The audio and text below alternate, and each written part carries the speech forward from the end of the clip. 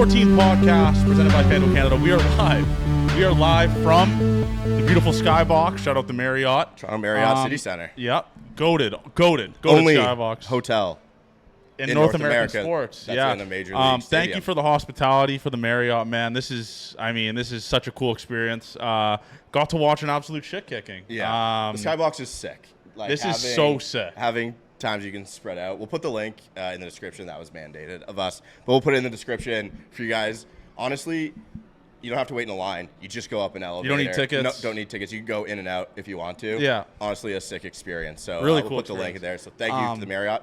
And we want to fuck it. We swept a series. Dude, and let me tell you something, man. This time last week, we were talking. I mean, you had 2027 plans ready to go. I circled 2027. And the only plans I have now for 2027 is how are you going to repeat a World Series after watching that shit. Dude, I'm having fun again. I know the thing about baseball is there's ups and downs and stuff like this, but this up just feels a little bit different because the production for majority of this up is coming from guys that you didn't expect the up to come from. Yes. Like Lucas, Barger, Dog had 11 hits this series. Like, Straw was great today. Clause's been good. I'm having joy. I'll say it. I mean, Kirk is, like, back to Silver Slugger. Oh, my God. Kirk. He's not going to win the Silver Slugger because we got Cal to deal with. Yeah.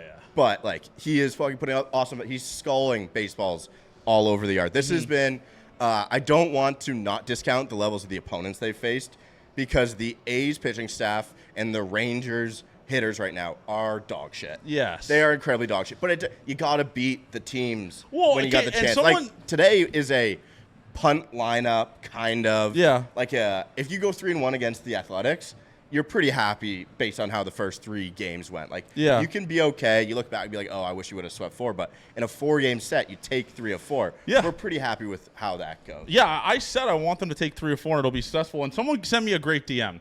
So the Yankees have had 3 series and lost 4 games in the last month or so to the Athletics, Rockies, and Orioles.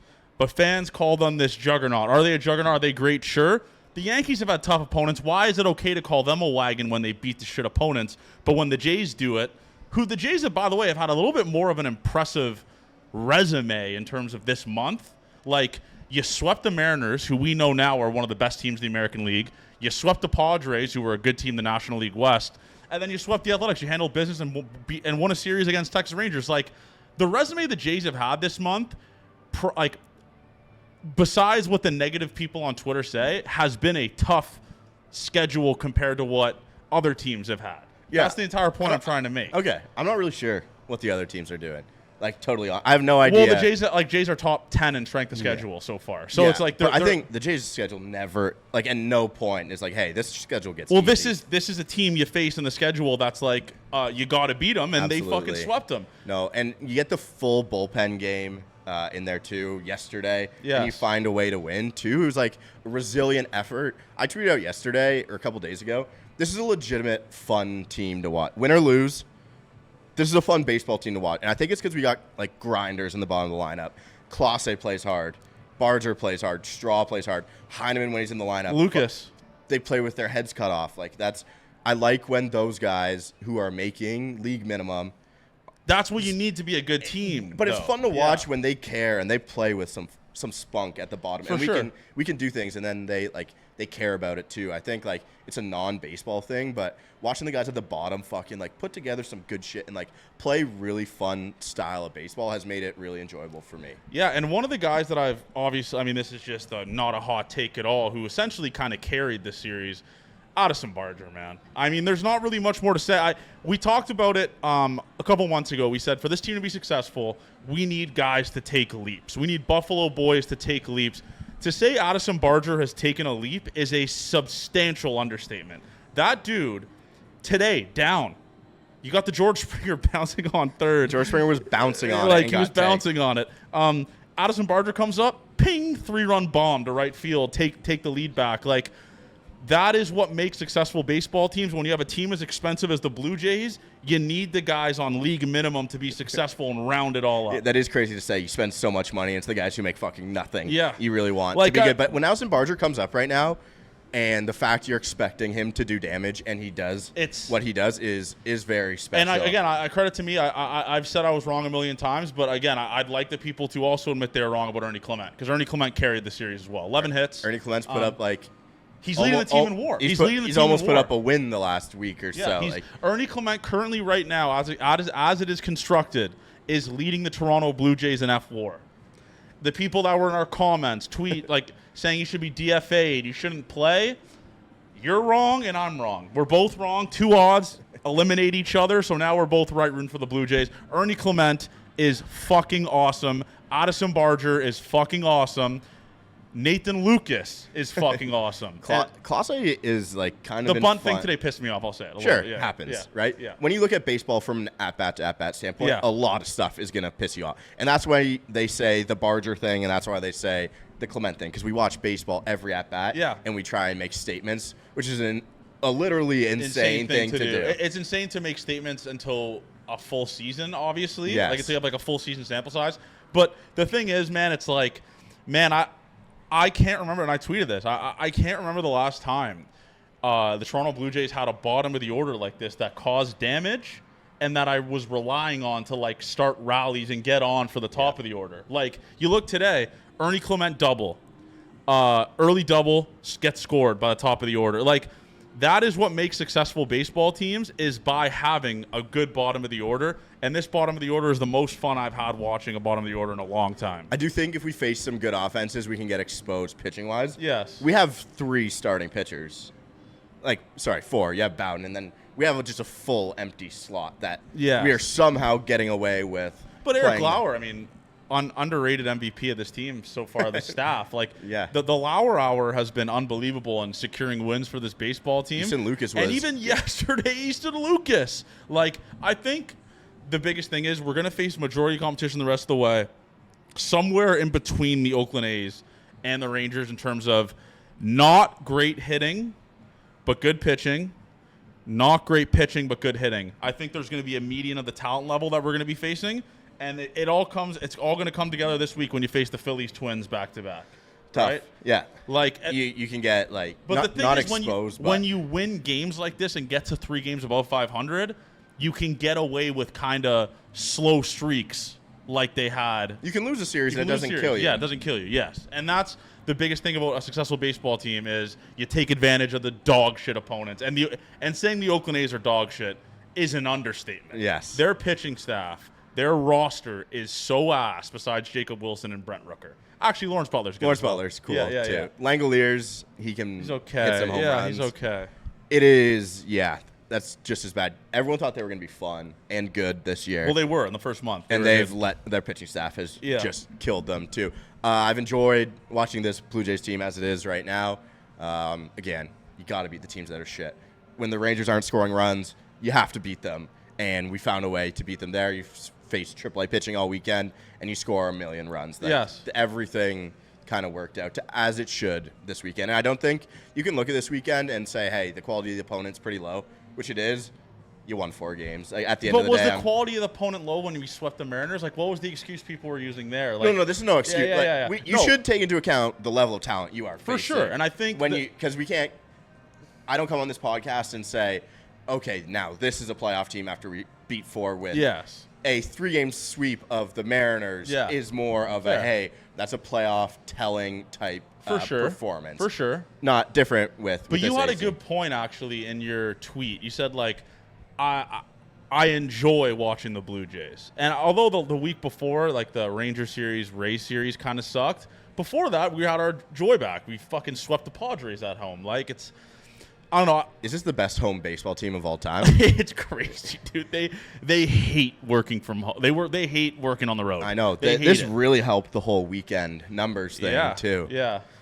This is fun. 4-game sweep, man. Fuck. We said we were happy with 3 of 4. Yep. And today should have been an easy loss. Easy loss, yes. Gossman velo down, threw a shit ton of pitches. Yeah. Wasn't really getting guys out. 7 strikeouts, albeit, which is good, but the bullpen was great today. Eric Swanson, welcome back, King.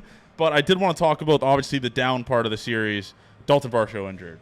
Hamstring, man. Hamstring, rounding second. Yeah. I feel like they can replace the production with like if Addison Barger's hitting home runs, he would be a better bat than Varsho, who's hitting the home runs and not getting on base. Like I think you can figure out a way to kind of replace his production. You can't replace it in the field. That's no, but you can. You kind of can replace in the field. I mean, Miles Straw is a great defender. Gold Glover. Yeah. So this it has sucked because he did kind of save us for. There was a couple weeks where 2-week time span he saved our ass. Exactly. Every game. And again, over a full season, Zoob's made this point on his pod.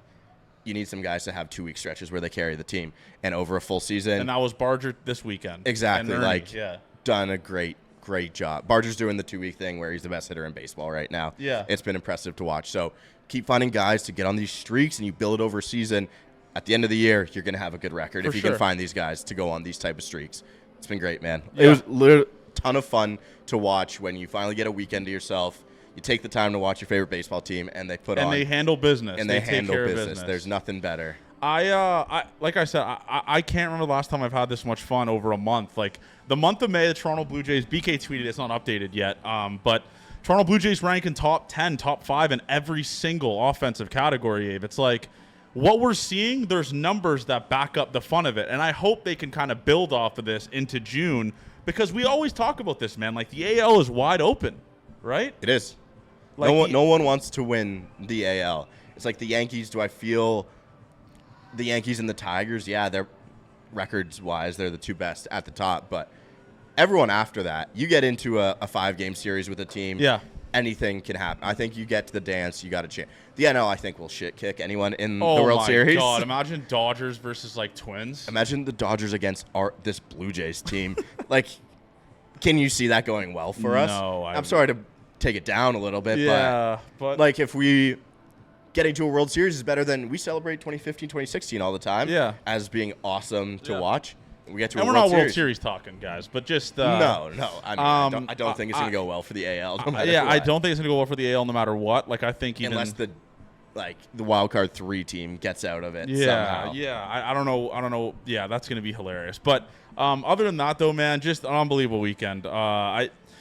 Yesterday's game rocked. I think the offense is just unbelievable right now. And the thing that really makes it more awesome is the bullpen has tons of dogs right now. Like Eric Swanson coming back is huge. You lose Urania, who was fine yesterday, actually. He was okay yesterday. But, like, Eric Swanson coming back kind of takes away the accountant coming in and giving up runs. Yeah, Swanee's going to be good. Exactly. You want the leverage arms to be like that. Swanee today was gave up some hits. Shitty contact. It was welcome back to the big leagues type of outing. I don't see anything good. Got the win, though. Yeah, exactly. 1-0. 1-0. Who was the guy who had 6 wins? Jacob Barnes had 6 wins for the Nats last year. And Jorge Lopez has 6 wins and a 6 ERA, I believe. But, hey, we're getting some contributions from our young guys, the cheap guys in the bullpen. Braden Fisher, the starting pitching thing. Came back to reality a little bit. For sure. Yeah. But again, you won that baseball game. Like it doesn't matter. Yeah, you can look stat for stat and over the long term and how much you're going to pay him. Yeah. But right now, if you're going to win the baseball games, if you're not going to win the baseball games, he pitched in a game that they found a way to win. So that was good. I mean, I've had fun, man. Fluharty, Little, all those guys have done a great job. Good. I still worry about our starting pitching depth. I think the starting pitching right now for me is at the bottom, like the top of the area concern, because right now the offense is firing on all cylinders, bullpen's firing on all cylinders. We got Nick Sandlin hopefully coming soon. Yes, Nick Sandlin will be coming back. And for the starting pitchers fans out there, like who want the depth, Spencer Turnbull got his dick shoved in today in AAA. Did he? Yeah, he only threw 2 1/3, I believe it was. Oh shit! And he hadn't been good. And his velo's down a shit ton. Yeah. Yeah. So. Turns out guys aren't signed because they probably aren't that good anymore. Like people were saying, sign David Robertson. It's like he's probably not signed for a reason, right? Like he's fine sitting at home. Yeah, exactly. So I think it helps, but we can't continue to keep riding these bullpen games every 5 days and like hope they work. You know, that's the biggest thing with me. No, absolutely. Had a good time. Great series this weekend. Should we do a series preview before we cut it to Keegan? Yeah, we're going to have Keegs coming on after the big book week for Keegan. I know we're going to talk about this during the pod. Yeah. He's coming in after, but buy Keegan's book. Yeah, I'm going to plug it before we talk about it. Yeah. Buy his book. We'll put the links in the description for it as well. But Keegs has been nothing but awesome to us, giving us his time. God, yeah. He's the man. So, again, if that's the way to reciprocate, show your love for Keegan, buy his book, man. You can buy it on Amazon, Indigo, or anywhere you get books. I just looked at the pitcher matchup. Oh, the pitching matchups are not good. Zach Wheeler versus Bowden Yep. on Tuesday. Carlos Sanchez, lefty. Christopher Sanchez, a little bit. You can kind of get away with that one a little bit against Barrios. He's still very good. And then Taijuan Walker against Chris Bassett. Okay, we got to win Wednesday. Or Thursday. Is that Thursday? Yeah, we got to win Thursday. I'm going to say they lose 2 of 3. I say they lose 2 of 3 as well. But it's like I can stomach it type of I think thing. it's a lose the first 2, you win the third one when the Phillies punt line up. Let's make it clear. Zach Wheeler's fucking insane. And Christopher Sanchez is very good. Zach Wheeler is probably going to win the Cy Young for the National League. Or he's at least he's going to be him in and the Yamamoto are 1 or 2. And then you got Skeens, not too far. Skeens as well. But yeah, I'm excited for this Philly series. Again, you beat the bad teams. The good teams come. You keep your head above water against the good teams, right? I mean, the Phillies are a great baseball team. Bryce Harper, I don't know if he'll be playing, though. That's another big factor of it. Cool. Bryce Harper won't be playing, maybe. Still dealing with, I believe it's a... Well, he got hit in the elbow. Yeah. Right. His where he got the surgery, that elbow. And I remember Bryson telling me, like, Bryce can't throw, like, even after the surgery. So I'm looking forward to it. But we're going to cut it to the Keegan Matheson interview now. Can't wait. We haven't even recorded it, so I can't wait. He'll be good. Can't wait to hear it. Can't wait to get into it. So let's cut it. All right. We are now joined by a very special guest, the legend in Gate 14 history, an author now, and writer from MLB.com. It is Keegan Matheson coming at you live from an absolute shit kicking. The vibes couldn't be higher to have you on, actually. I love it. And I'm in a Marriott, fellas. This is as good as it gets. I'm not a rich man in dollars, but in Marriott points, let me tell you. What about flight points? Flight is a little tougher, but I like to calculate it in terms of, like, if I get laid off, how long I could stay at, like, an airport hotel. Yeah. And it's a while now, man. Like, Marriott points are like my sports, essentially, at this point. So I feel at home here. This is great. This is why are you not a New York Times bestseller? Yeah, we got to get that written on there. I actually might write it myself on the book. Not yet. But how does that work? Do they write that down after it? Like, do you get recalls on books after? And Not sure. Hoping to find out. We will pay the fee to make it a New York Times bestseller. Yeah, I'm sure it's all a racket. But you know what? We'll start local. I'm sure there's some lower circuits to win first. But it's book week. It's book week. Are you Tuesday. nervous? You got a little pregame jitters here? I mean, because some people have already read the book, obviously. How did they get it before the release? That's day? what I want to know. We talked about it on the podcast. We talked about it. We're like, how are people already posting pictures of a pre-released of a book that hasn't been released yet? Yeah, see, I panicked. And so much of this is new to me. The entire process is new to me. So my agent, God bless her, the publicist, God bless them, most of their job is just telling me to calm the fuck down. And like, because when I go to the press box next door every night and I write a story, it's on the internet, boom. And this book started 1.5 years ago. And I get pretty neurotic about stuff. So it's been, I'm not patient. And a week or 2 ago, I'm getting tweets like, hey, just picked up the book. And I think, the fuck you did. But I've learned that how it works is that unless you're writing like another Harry Potter or Game of Thrones book that people line up for at midnight, once they get the boxes, they just kind of put it out. Oh, okay. So I think a lot of chapters in Indigo, it's been available. Amazon is going to be delivered on the actual date. So I've kind of had to thread the needle when I'm promoting this thing. Yeah, but it's been out. Some people have had it. Some people have read it. Nobody's thrown trash at me outside. Has anyone Gate put 13 reviews on any of the... Yeah, I'd love to read some of the reviews. Those open up on the actual release date. Okay. So I want Gate 14 Nation to flood the reviews with positive comments. Yes. Whether you've read it or not. Yeah, if you don't do a 5-star review, we're going to have problems. Yeah, you're blocked from listening to Gate 14. But I was wondering about the pre-release book. I was like, is this like a LimeWire situation where people were illegally getting their hands on the Keegan Matheson book? Right off the top, it's trap house music. Yeah, they're playing. But no, it's all legal, but I've learned a lot along the way. And I messaged my agent and the publisher. I'm like, people are picking up the book. What's going on? They're like, wow, what a great problem, Keegan. Like, this is really tragic. People want it before it comes out. It worked out. It was supposed to. I'm learning along the way. But it's great, man. I've wandered into a couple stores and seen it, which is like awkward because that's so egotistical. Like I just walk in with my girlfriend. I'm like, hey, look, there's me. There it is. And then that's the extent of the experience. Have you done the beauty move where you've walked in an Indigo and just signed the book, being like, yeah, that's my shit, dude? Not yet. That's fun. I'll tell you what though. I had a bleak moment in Tampa. Let me tell you this one. We were in the media dining room, and for some reason you need to write down your name when you come in and sign in to eat. And I never write with a pen. Why would I? It's 2025. So the only reason I've picked up a pen for the last month is to sign books. I've signed 500 books. And I was, maybe I'd missed my bedtime the night before. I was a little groggy. And it's like 11 a.m. I'm hot. There's this older lady working the cash. And I pick up this pen, and I start going, shoo, shoo, shoo, autographing, like big outside the box. And I'm like, oh, shit. That's the not only what reason you I've used a want. pen is to sign books for months now. But it's I haven't done that in the Indigo. I don't know if you're just supposed to do it kind of I rogue. might do it.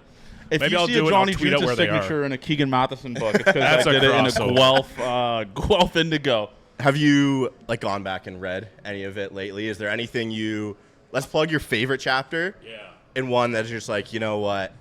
Actually, don't tell us the bad ones. Yeah, Say don't your tell us. favorite Yeah, chapter. your favorite chapter. Your favorite chapter and your favorite interview you did to finish it. I'll divide it into like my favorite chapters, and then there's like some chapters I think had to be included. Like, Okay.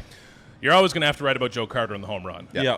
It's probably the 100th time I have. Hopefully this is my best one, but you've read that story before. This is my version. Hope it fills it out. Yeah. There's chapters that I'd call like the fresh chapters in this, which are like COVID years, talking to guys about playing in Canada, talking to guys about being famous in Toronto, what life is like around here. The Ohtani chapter is probably the best example of something that's fresher. I think the Toronto Star is going to excerpt that digitally this week and in the newspaper on Saturday, so you can read a bit of that. But you can read the whole book. Yep. But so those ones were fun because I was doing something a bit new. And those are ones where I kind of made a decision because this whole book, like the key word I keep saying is curated. Because if this was just a history book, it would fucking suck. Like nobody wants to read like when after the 92 season they traded for like what? Google it, whatever. So I had to be picky along the way in this. And I struggled with that for months and months. Like what do I need to include? And I kind of landed on feeling a little more empowered just to like write what I wanted to.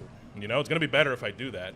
And stuff like Ohtani, stuff like the Vladdy chapters, stuff like COVID are things that I wanted to like freeze in time, you know, and be able to look back on myself in 10 years. So I really love those. Favorite interviews, Carlos Delgado, because he was my guy Holy growing up. shit. I wrote this in the intro to the book, man, but like growing up, a Jays game would start at 8:30 in Nova Scotia. Bedtime was probably 9. And if the Jays went down 1-2-3, man, it's like 8:55. My mom's looking at me. And I'd always say, man, like, let me watch Delgado hit one more time. So Delgado was my guy growing up. And that interview was really cool. Number one, because he is Carlos fucking Delgado, an incredible player who I don't think gets talked about nearly enough. But also because he's incredibly well-spoken, thoughtful, so smart. That dude's got it all. I mean, he still looks 35. He's still handsome as hell. It's unfair. And Buck Martinez, man, that's the last chapter in the book, number 31. When you do a book like this, even Dan Schulman's the chapter in front of that. Like, Dan and I are good friends. We've gone on a Packers trip together in the offseason. Like, he's someone who I really like and get along with. But when you're doing a book and a chapter on someone, it's kind of an excuse to be like, all right, I'm going to ask you some weird shit I wouldn't normally over a beer, you know? And that's special, man. But the Buck chapter means the world to me, honestly. That was one of my favorite ones to write. We went out for lunch one day in spring training a year ago. This book's been slow. We went to Hog Island Fish Camp, baby. I love it, downtown Dunedin. And we sat there for it must have been 2 hours. And the stories he told me, like I'll remember that interview forever. Yeah. And that chapter meant the world to me to write because I just think the world of Buck. I appreciate him even more after hearing those stories, man. But he's just such an important guy to this organization, to the stadium, to the city. So it was fun, man, to be able to kind of take these moments and freeze them and write them how I want. Yeah, he's Buck Martinez is an absolute legend. Some of his like mishaps when he speaks are so jokes. Like we'll always have the Calvin Biggio started having some sex comment. Congrats on the sex. Started having some Then sex. people forget he was like the manager. He's done everything. was it, man. He's done everything. And that's Level why- of excellence, no matter what. The yeah. Buck hate is so funny to me. Like some people it's like the newer generation that don't understand like how much he actually means to this franchise. But yeah, the phone going off stuff, it's just like classic Buck. And we don't even know if that's actually him. Do we? Someone wrote on Reddit that it's him. Really? Yeah. It's Buck's ringer. Yeah. Is it the high pitched like bring? Yes. Okay, Yeah. it's Buck's ringer. But man, it's even like because Buck at this point, there were multiple points where he's just kind of like, I'm old, I'll let it fly. Yeah. And he's been around and seen everything. But even going back to the stories he would tell about when he got traded here, like he's telling the story about he got DFA'd and he went for a run and he came home and his wife Arlene had champagne on the table and said, "We're going to Toronto." And he said, "That's the best they could fucking do, Toronto." And I gave it to him to read. I was like, "You sure you want all this?" And he's, yeah. But he's just an incredible story, man, and a great example of how little. This is what the chapter for him is kind of about, like how these little things can change the course of history. Like the Yankees had a deal for Buck that spring, and if he had gotten traded to the Yankees, what would have happened? You know, it's he could be selling cars, he could be managing the Yankees. I don't know. Yeah. Right, but it's just thank God he ended up here because Buck is the best. Can we say this is your retirement book, or is this the last? Are you thing? going Brett Favre mode? Are you going to retire? I am never going Brett Favre mode. For the record, Yeah, that's a good thing. I grew up a Packers fan. I had the posters. Fair. I will never go Brett Favre I just watched mode. a documentary. Do not go Brett Favre. But nor will I go Aaron Rodgers mode. I hope Jordan Love doesn't kill a guy. But man, Did you enjoy it at the end? Like, yes. Yeah. There were times throughout this book where I cursed it, where I melted down, and it's kind of like this year. I feel like the rest of the Jays writers realized it was like safe to approach me again, and they were like, "Yo, Keegs, you were like really off last year. Like you were doing some wild shit. You were yelling and drinking probably more." And but man, it honest to God, like it means a lot to me now because it's changed this job for me. I think I started covering this team in 2017, so the party was over, you know. Yeah.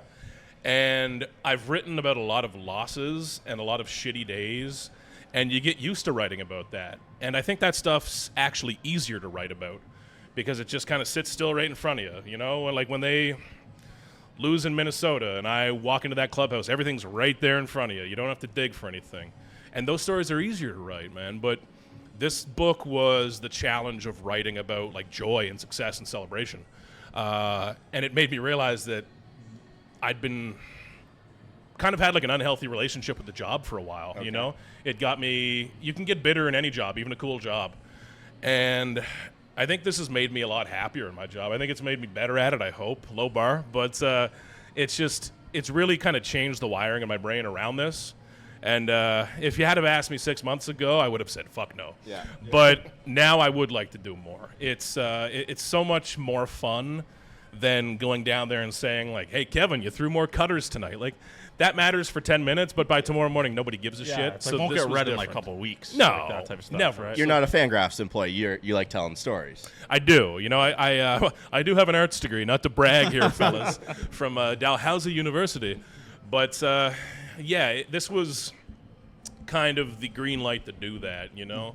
And it was fun as hell, man. Like, there were moments, I can remember one moment standing in the press box, total meltdown, this isn't going to get done, I'm going to have to back out of the contract. But, man, I still remember pressing send on the manuscript, and I still remember that last week. I signed the deal for this at the Ohtani winter meetings, which is why that chapter, I think, lined up perfectly. People are either going to like it or really hate that chapter. I don't know. But it was August of last year I sent in the manuscript. And I took off the week before that. And I bet you I bought 200 cans of Guinness. Yeah. And I can still picture my fridge. There was like a line down the middle. My girlfriend had her things, like vegetables and juices on one side. And there was just a black wall on the left side. And I locked myself in the condo. And I was like, you know what? Like, this is going to be done by the time it's over. And thank fuck it is. What's the story of this year's Blue Jay team so far? Wagon. Finally separated from 500, dude. I cannot write another. We'll be back. One of those. We will be back. The Phillies are a bit better, but man, this team does feel different. And listen, going back to, timing has not always been my forte. Going back like 4 or 5 weeks, I wrote one of those stories of like, listen, this team feels different. And John Schneider speaking about that felt different. I wrote the John Schneider story in spring training, and I'm not going to bullshit anybody. Like, I really believe that this team does feel different.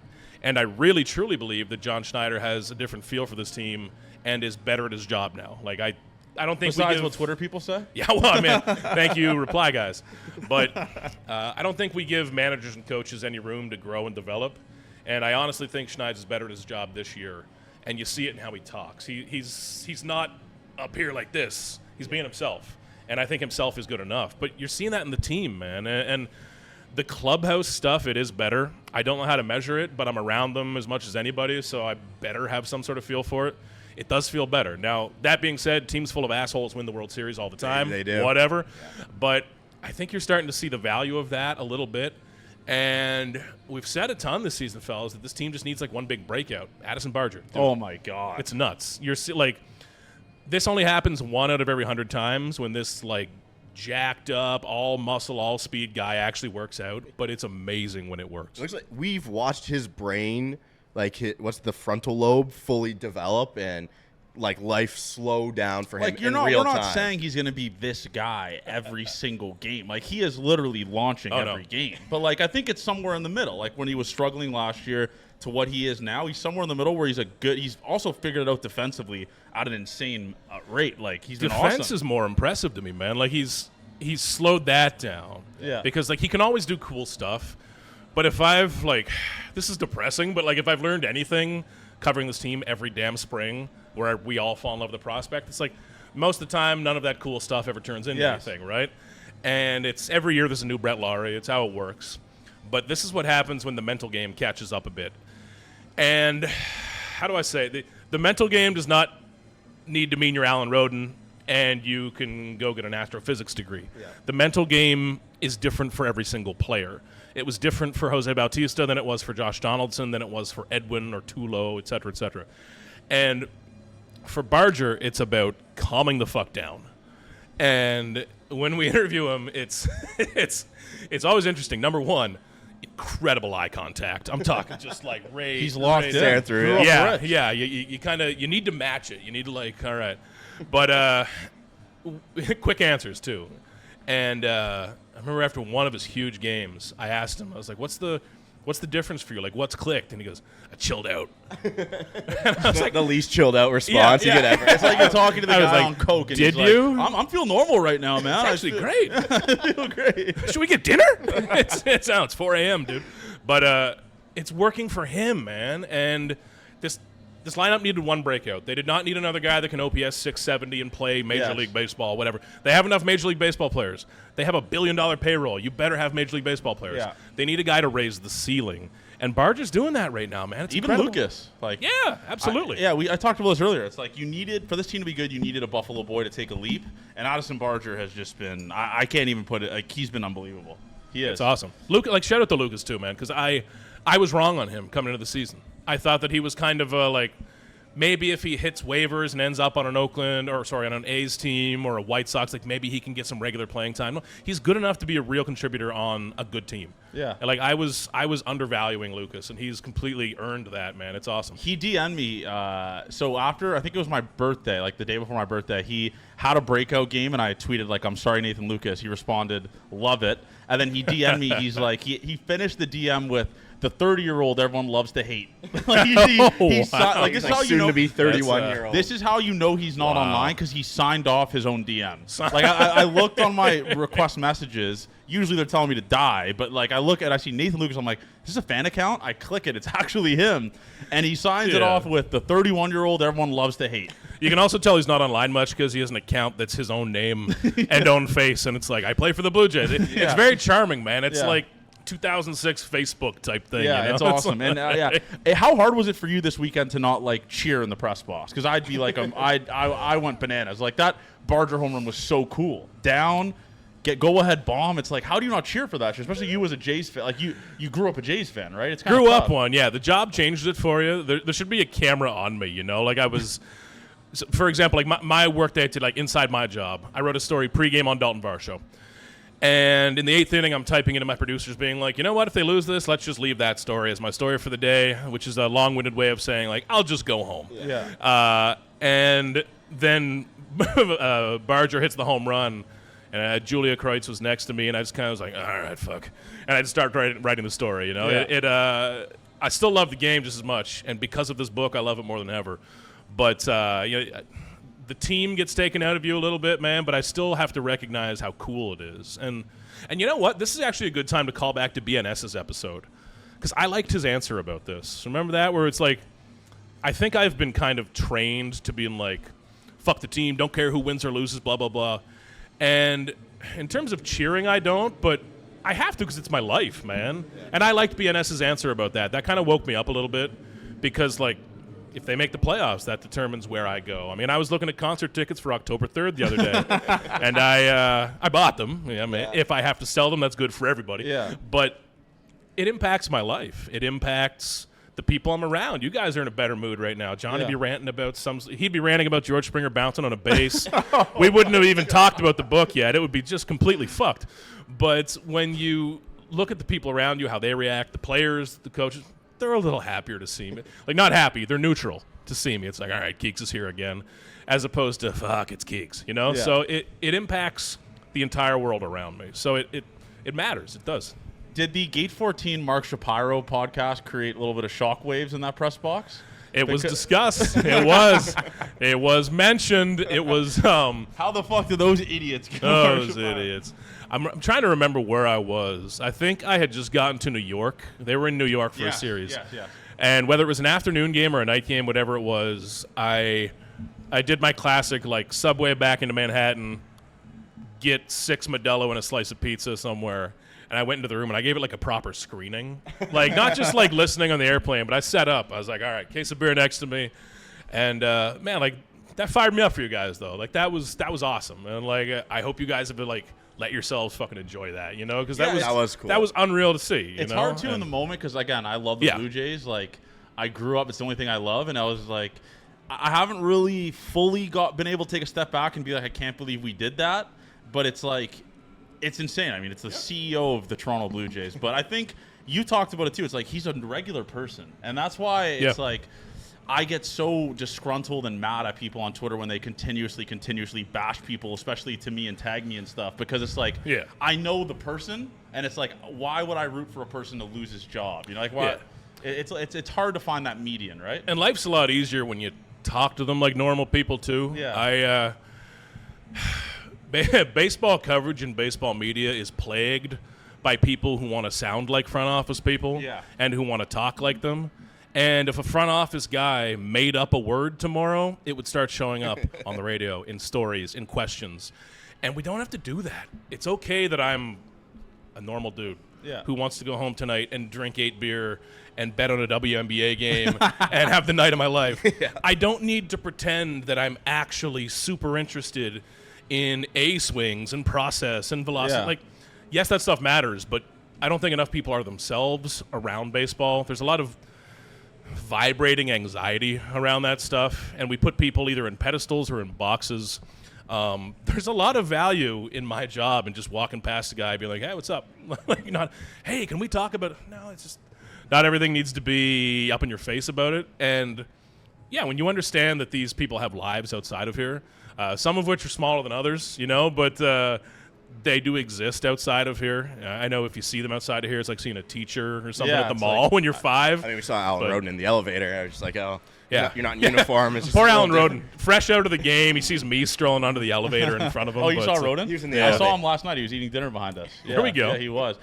He just like put his hat down when he saw me, because I think he knew. I got a good one here. Who throws a pitch first? Alek Manoah or Max Scherzer? Oh, for their Toronto Blue Jays. Come on, man. I thought you were going to use yourselves. Wow. That would be a better one. Us or Max Scherzer, because we throw the 19. We've done this Max Scherzer song and dance. This would be good. You know, there would probably be a smart dollar on the plus money on Manoah. I would think. Yeah, that's where I would go. But, man, like with Scherzer, I'm just big on, like, he's back when he's back. Like, I don't know. And they've been keeping it above water without him right now, right? Like, but the thing is, like, that I need to do a better job of even remembering is that, like, when he's back, I think he can be really good.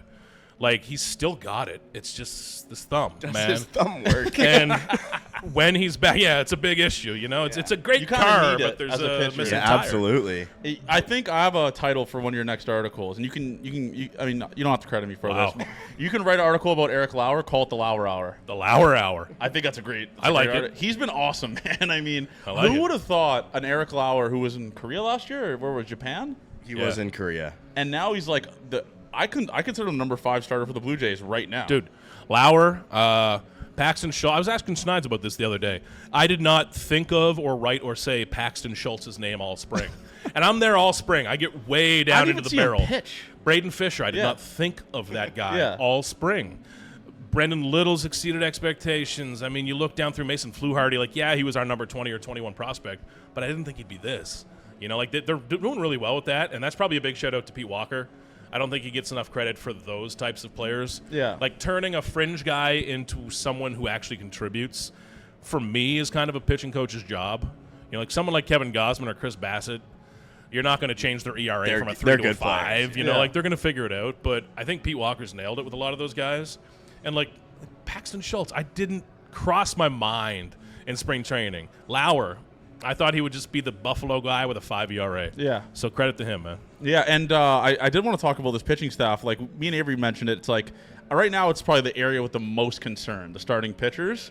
Who would you say so far has impressed you the most out of those bullpen arms that you mentioned? Because for me, it's Brendan Little. I mean, Dude, the guy yeah. leads baseball in whiffs, right? It's unreal. And he was a... What was Little? Was he a cash consideration? Yeah, for the Cubs in November. Yeah, and I remember that was after that season, so that trade got some jokes of like, oh, here we go, it's fixed, you know.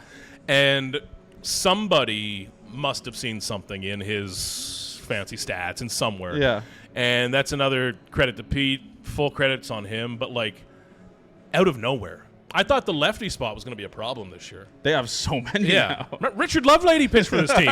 He was on this baseball team, man.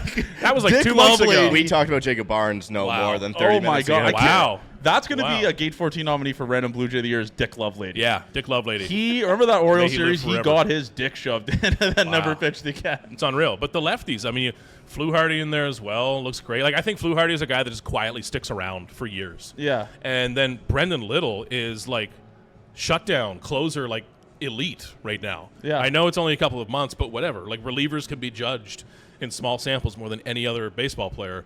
He's pitching like an elite reliever, like an all-star almost right now. Who would you say right now? Because obviously this team's 31-28. Like I got my joy back right now. Like, who would you say is the team MVP? Because 2 weeks ago we asked this question and we said George Springer. I think George Springer's kind of off the table now. Obviously, like guys like Ernie Clement lead the team in WAR, which is like again because he's really good defensively. But I don't know who I'd pick right now for team MVP of the Toronto Blue Jays as of right now. I actually have no idea, and maybe that's a good thing. You know, it's like Vladdy hasn't gotten there yet. Yeah. Ernie's had a lot of his moments, especially defensively, man. Yeah. Like I think he should win a Gold Glove this year if he keeps playing like this. Utility, like he's yeah. near the very, very top of baseball in Yeah. a lot of the fancy stats. But George had his moment. It's not there quite now. Bo is kind of coming up. Vladdy's just hovering at very good. He's going to go off soon. He's going to go think. nuts soon, Yeah. I think. I would almost say it's like Kirk. No one feels like the definitive answer, but Yeah. at the end of the day, you look at the fancy stats. What a and deal for Kirk, by the way. The Kirk one. It's a great contract. Yeah, it's a great contract for this team because you need a catcher that is reliable, great defensively, and can hit. And the Jays kind of bought low on him. They extended him in this offseason after a bad year, and now he's Silver Slugger hitting again. Obviously, Cal Raleigh will win the Silver Slugger. Man. But, like, Alejandro Kirk is awesome offensively. He's driving the ball again. Yeah. So, like, the last couple of years, year and a half or so when he wasn't at his best, his at-bats were not fun to watch. No. Man, they just weren't because he was a contact machine who wasn't driving it anywhere, which is just not fun baseball to watch. A lot of pop-ups, a lot of shallow fly balls that outfielders would come in on. But when he's driving the ball, man, you start to see that like 2020, 2021 Kirk again, which is so fun. And he's involved with every single pitch as the catcher back there and has so much value. Like, pitchers love the guy. And I think that Alejandro Kirk would even be more kind of beloved or known league-wide if he was more of an outward personality. And I say that carefully because that's not his job, and I don't give a shit if he is. Yeah. Like, he's calm and cool and collected and himself. That's enough. That's who he's supposed to be. Yeah. But I don't think a lot of people in other markets know Alejandro Kirk. He's kind of like this curiosity, this like straight-faced He's a very contact underrated machine catcher. catcher. They'll make fun of him when they see him. Yeah. Oh, yeah, And they'll that- have their jokes. But man, he's been incredible this year, and what's he on pace for? Like a 4-win season. At that Easy as dollar that. value, that's a very good What's contract. the dollar value per WAR? $10 million, you said? 10 is like usually where it gets. Okay. Yeah. Real good contract. Yeah, this team right now, I mentioned it earlier when we pre-recorded. I said I don't remember a bottom of the order being this, like me looking forward to the bottom of the order being scrappy. And it starts with Nathan Lucas, man. Dude. I can't believe him. Ernie's been great. Obviously, we got Schneid's coming back up. Looked great today. But, this lineup is fun again, man. Yeah. It's like a weird bottom of the order, too. Like, there's days I look up and I'm looking at, like, Ali Sanchez. Clement, Sanchez, Straw, Lucas, and I'm like, wow, how did we get here, dude? Like, what do I even do in spring training? Like, what are we looking at? And then, was it yesterday, Saturday, the bottom of the half had this huge game. A couple 2-hit guys and stuff. And that's what you need. Like we talked about that more early in the season, where I kind of viewed the lineup as like thirds. You know, you have your top great guys. The middle was like George and Varsho hitting for more power. But like I think a great way to build a lineup is that bottom third being like platoons that make a mess of stuff. Yeah, man. And I think this is where, now that I think of it, this is where you see John Schneider and the coaching staff taking more of an effort to chase offense instead of last year was more, how can we play elite defense and make a ton of contact and then piece it together? This year, I think they're saying more, okay, 9 guys who are going to score a lot of runs, and can the defense work? Yeah. Which is like, thank God. Yeah. I mean, it's a better idea. It's more watchable baseball when it works. But I just think it's a smarter way to go about this. And you're seeing it with that bottom third, guys who can fit together in platoons. Like Ernie, his defensive value can keep him out there every day. But, like, if you have him out there versus lefties, oh, my God, his numbers are unreal versus lefties. And if you get an average guy out there against a right, like, you create very good baseball players in these pieces, and there's smart ways to do it. My last one here, I know you got to run, Keegs. The Bo thing. How are we feeling? We got to extend the guy, man. You couldn't. But how do you – maybe your thoughts about how Bo's feeling about everything this year. Like, how in the clubhouse, what's his – Man, I can't wait for all the body language reading later this season. And like, you can't read Bo. Well, it's like the doctors that said, like, Varsho was out for 3 months now because of his injury. Man. It's the same thing. This is going to be a good one. And people are going to say he hates it here because he doesn't smile enough. He's just a serious dude. He's not in the clubhouse dancing when cameras are off, you know? Like, I could walk up to him at 3:50 this afternoon for an interview, and he's the exact same dude as he is on the camera with Hazel or Arden. Like, this is not a show. And he's going to be like that whether he's playing in L.A., Toronto, or New York. Doesn't matter. Winning fixes everything, man. Like, I don't care if you play in the worst city in the world. If you're winning there and everyone loves you and your friends are there, it's going to be cool. Toronto is a really good city. So if you can do all of that here, everything changes. And that's like that. I feel like I'm on a shitty talk show and I'm being like, well, it brings me back to the book. But like, this came up a lot in the chapter about players coming to Canada. And it just kept coming up over and over again where they say, well, this was a problem, this was a problem. But if we won, it all went away. And I think winning takes everything away. If the Blue Jays fall out of this, finish with 83 wins and miss the wild card game, he's probably gone. But if they go on a run, if they get into the DS, if they do something, and if this city kind of comes to life again behind the Blue Jays, which hasn't in a couple years, and I understand why. Yeah. But if that happens again, everything changes. Him and Vladdy being best buddies and wanting to play forever together is real. It is a real thing. Bo does not say that for attention because he does not like attention. And he doesn't give a shit about what the media says about him. No, he wouldn't say that just to say it. Trust me, he does not. Yeah. And he does not want to be asked more about stuff. So he's not saying it for fluff. It's real. Now, money talks. Money's always going to win. The Jays would have to be in that up to the right number. But I really think that winning can take care of a lot of this. And just like evergreen for the next 9 months, when he says shit, believe him. Yeah. Like more than any player on this roster, if Bo says something, he has thought about it.